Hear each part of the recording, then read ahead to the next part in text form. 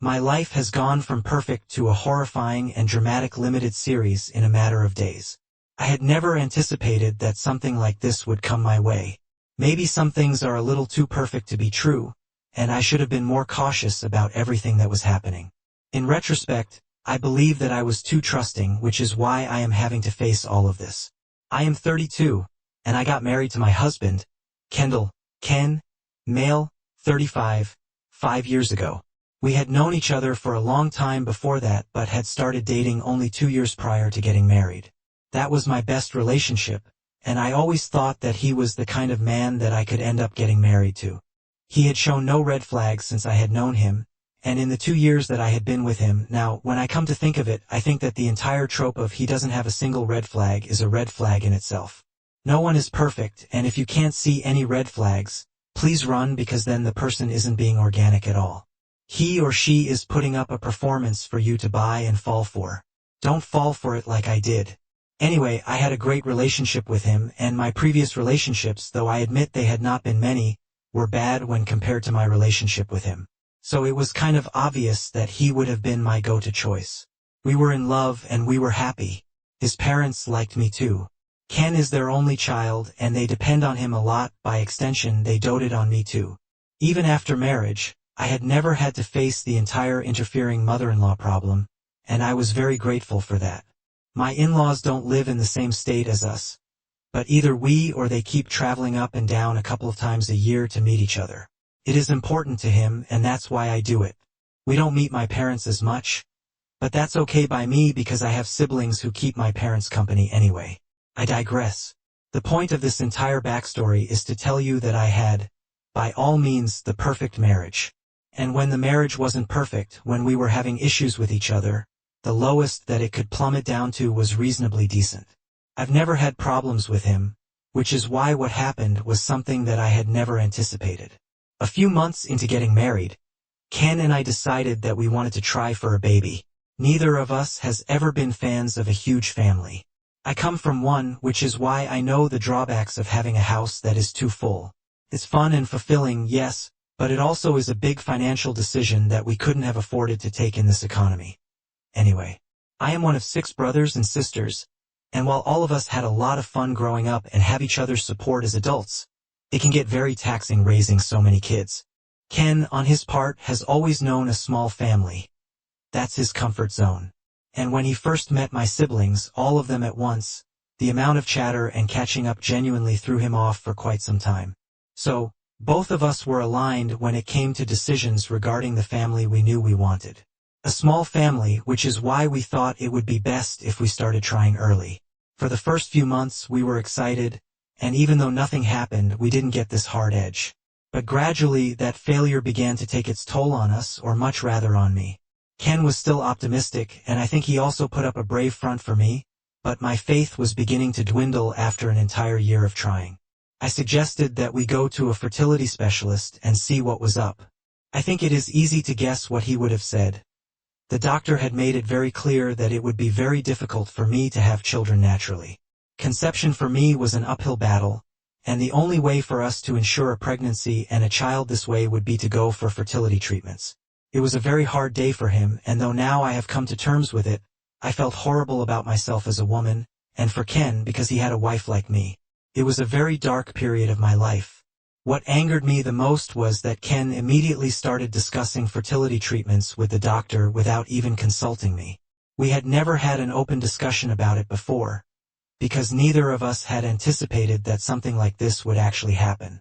But I had, in passing, mentioned to him that if I wanted a kid and was unable to have kids biologically and/or naturally, I would prefer to look into adoption more than anything else. Ken, in that very moment, stripped me of all agency when he started discussing fertility treatments and IVF options with the doctor for me. Never once did he ask me if I was okay with it. I wasn't, but none of that mattered to him. No, I don't think that's the right way to put it. It didn't even cross his mind to talk to me first before anything else. I was that much of an afterthought in this entire process. I didn't want to create a scene in the clinic, so I didn't say anything but kept on nodding. But on the way back, I told him that I didn't like the way he behaved.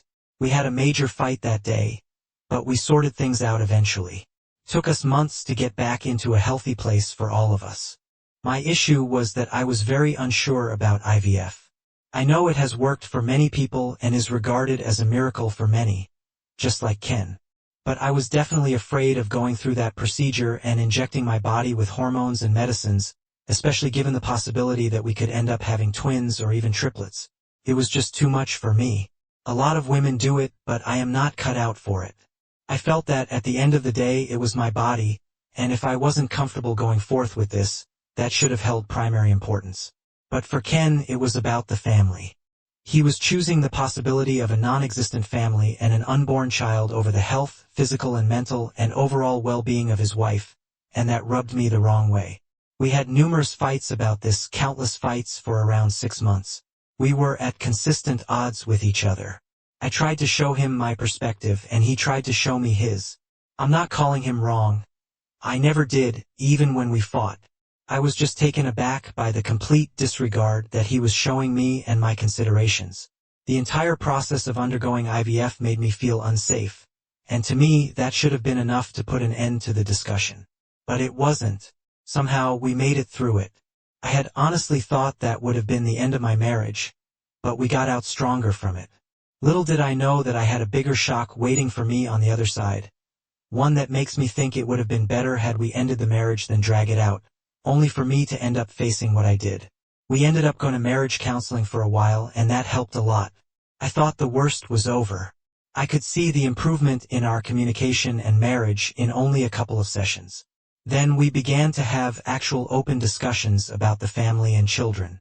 Both of us had mutually come to the decision that we would put off all baby talk for a while and try to navigate life as a couple. If we still felt that we wanted to have a child, we would proceed with adoption. It was the perfect solution, according to me, and things got better between us. I had no reason to think that he was cheating on me. There were no signs, no suspicious work trips, or late-night office meetings. Most importantly, I have always been very trusting of Ken for the last 3 years. This is what the situation has been. I have trusted him blindly.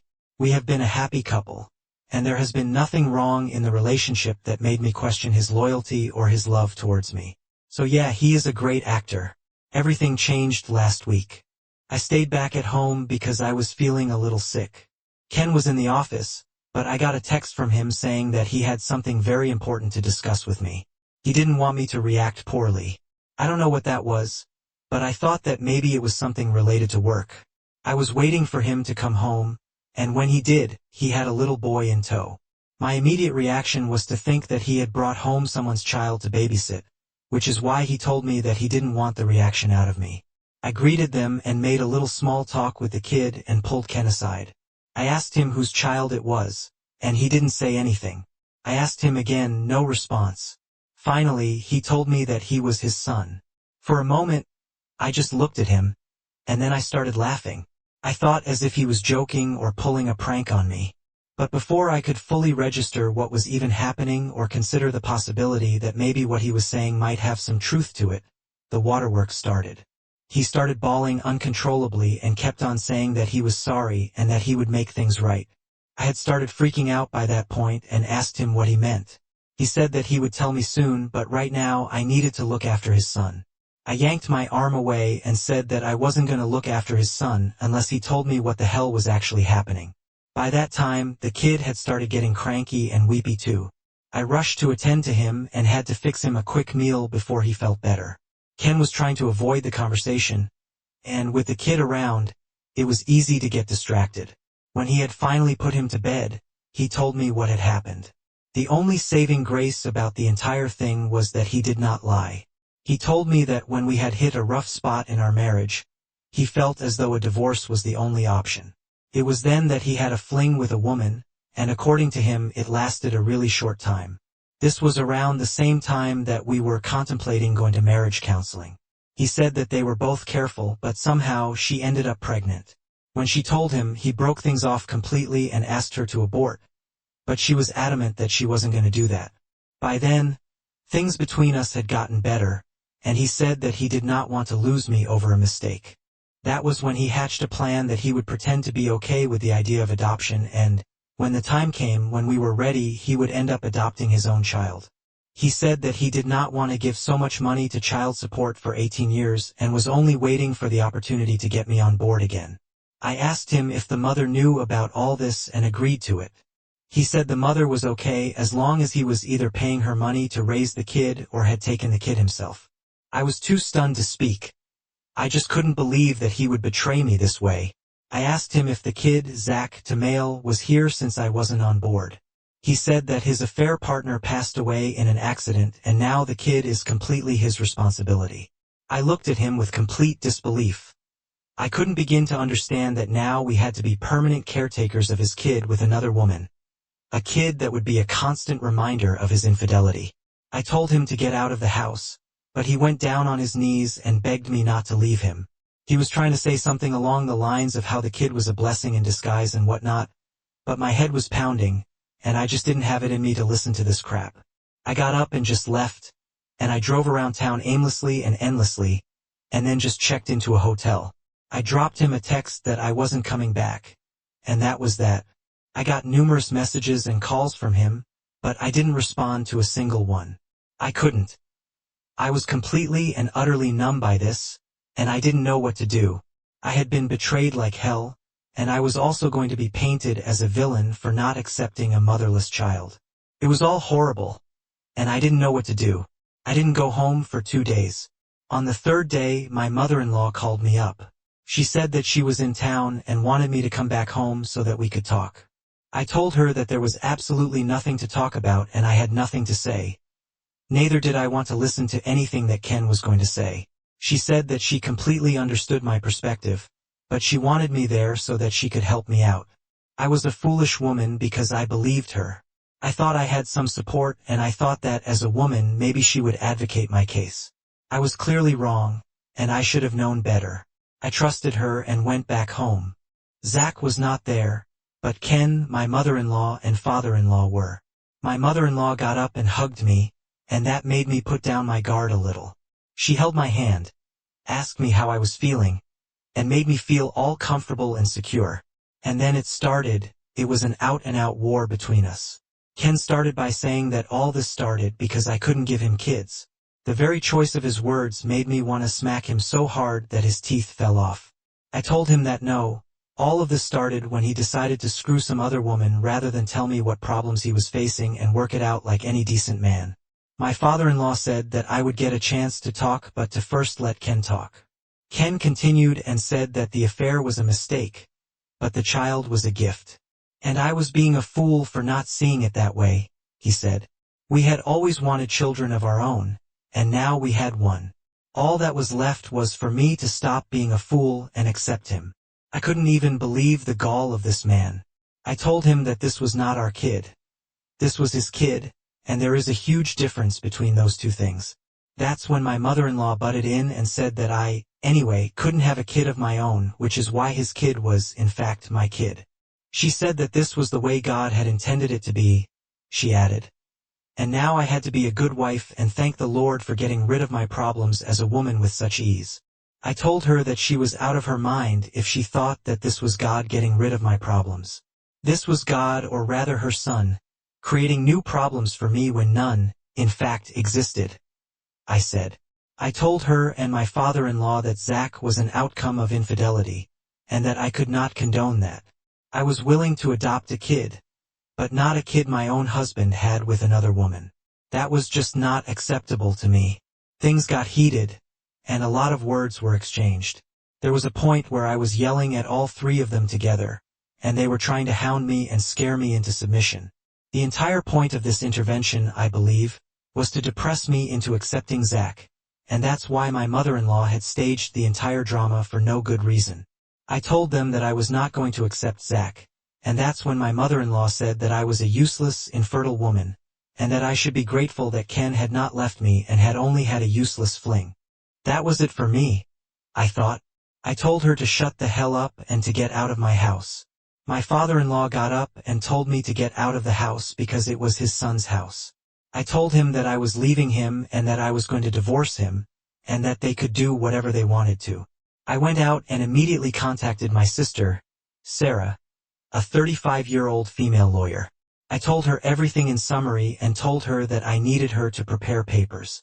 She said I need not worry about anything and asked me to go to Noah's place, my brother, her twin, who lives in the same city as me. I told her that I hadn't wanted to involve all of them, but now it has come to that, and I don't see any way out other than divorce. It has now been a week since I've been with Noah, and I don't know what to feel anymore. Update 1. I have now been staying with my brother for over 2 weeks, and I guess the thrill of being grandparents has worn off.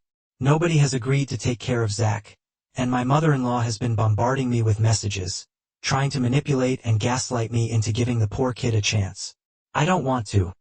I'm not going to be a mother to a kid that is the result of my husband's cheating. I know it's not Zach's fault, but I also know that I don't have it in me to look past it and agree to whatever is happening. I'm not cut out for that. Sarah has asked me not to block any one of them because this could be beneficial during the divorce proceedings, so I am stuck with this for as long as this doesn't resolve itself. Noah, however, told me that instead of taking this lying down, I could get back to them and mess with them. He suggests that I tell them that I'm willing to take care of Zach only if I'm allowed to open the relationship, just from my end. That was the only way I would be willing to forgive Ken's infidelity, if he allowed me to be open, but the same rules wouldn't apply to him. I told him that that would be too much, and Sarah would never allow me to do something like that because it would look bad for the divorce. But Noah said that he could sneakily pull something like that off. He also offered to have his friend pretend to be my boyfriend or the supposed third partner in the relationship. It sounds fun, and to be honest, I think I'm contemplating it. It would be fun to give my in-laws a taste of their own medicine. Let them see what it feels like to have a third person just swoop in and ruin your marriage. Update 2. A lot has happened since my last update, and I'm sorry for being missing in action for the last few weeks. My head has been pounding. To all of you who are overjoyed at Noah's idiotic ideas and wanted me to go through with them, I'm sorry to burst your bubble, but none of that is happening. I didn't want to create issues in the divorce, and everything was very messy anyway. Ken called me up and begged me to talk to him, and I told him that would happen only in Noah's place, where he would be alone, but I would have my siblings in attendance. He tried to resist the offer and said that would mean an invasion of our privacy and the sanctity of our marriage. I actually laughed when he said that. I told him he had absolutely no problem when his parents were the ones hounding me, and that wasn't an invasion of privacy to him. I also told him to keep his trap shut about the sanctity of our marriage because all this supposed sanctity had been thrown out the window the moment he decided to get involved with another person. I told him I wasn't willing to meet him or talk to him otherwise, and he reluctantly accepted the offer. When he came home, he looked bad, and that's a pretty word that I amusingly used for him. He said that between the divorce and taking care of Zach, his savings were running dry, as was his health. He said he was at his wit's end trying to juggle and handle everything and needed my help. Apparently, his parents had left the moment things got ugly, saying that it wasn't their responsibility to take care of his kid. I agree with them on this, to be honest. There was nothing new that Ken had to say to me. It was basically a repeat of everything that we had already gone over hundreds of times. But this time, he just added more self-victimization to it. It was all about how he couldn't handle what had come to him, and that one mistake couldn't define the rest of his life. I didn't budge. I told him that this was his grave and he had to lie in it. Zach was his son, and no amount of guilting others would help him out of this one. He said that I was a cruel woman for behaving this way, and that he couldn't believe that I could be so heartless and ruin the life of a child. I told him that he ruined the life of the child by bringing him into the world in the first place. It was entirely on him. He chose to have Zach, and now, just because he's being required to be a grown-up about it and become a father, he is in his pants. He said I had no idea what I was doing, and if I didn't help him out, I would be the one responsible for completely destroying Zach's life. He said that Zach's mother had no relatives around, and the ones that were alive were too conservative to accept a child out of wedlock. He said that she had been disowned and disgraced by her family for having Zach, and the agreement between them was that he would be responsible for the financial aspect until we adopted him, or rather, he fooled me into adopting him. The mother just had to act as a babysitter till then because of the conservative views of her family. No family member was willing to take in Zach or support him after the affair partner's death. I genuinely was at a loss because I did not understand how in the hell it was my concern. He said that the only place Zach could go to was with him, and he was just unable to manage anything if I didn't help him out. If I didn't help Zach out, he would have to go into foster care. He was trying to imply that I would be the one to push Zach into foster care because of my refusal to play happy families with him. I told him that he still had his precious parents to rely on. They were very fast in jumping the gun and expecting me to put up with this. Why did they abandon ship the moment it got difficult? He said that they would have helped if they could, but they are old and they have their own stuff to deal with, which is why Zach was not a priority for them.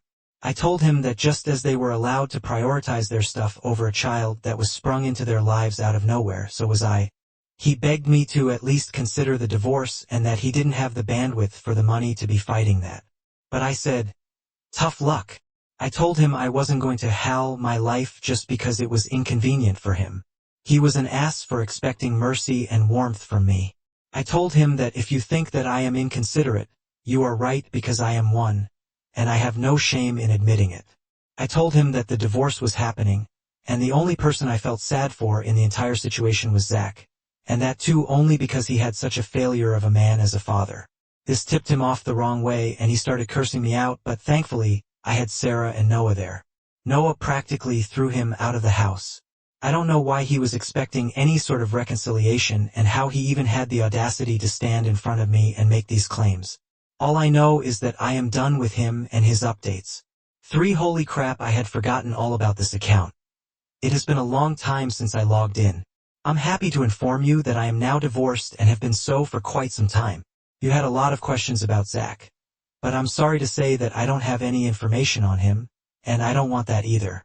I have since moved out of Noah's house and have rented a small studio for myself. It's pricey, but I like the place. So yay, win for me.